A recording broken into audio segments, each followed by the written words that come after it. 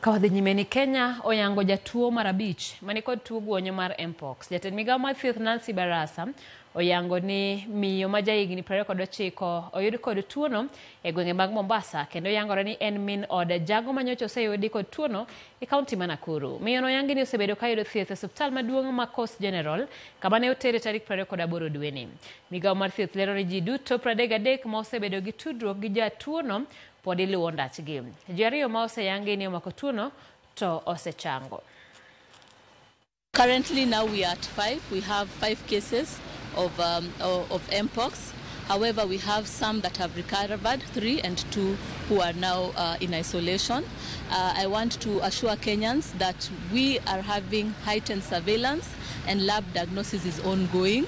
Yeah, so we have the right capacity for diagnosis and training as well. We have an emergency operations center and incident management team on board.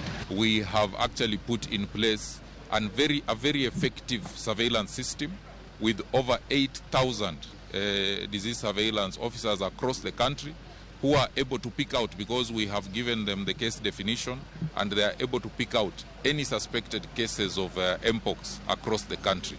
We also have the recently commissioned over 100,000 community health promoters who have also been deployed to help us to track the cases, and we are working towards training them so that they can also be very effective in making sure that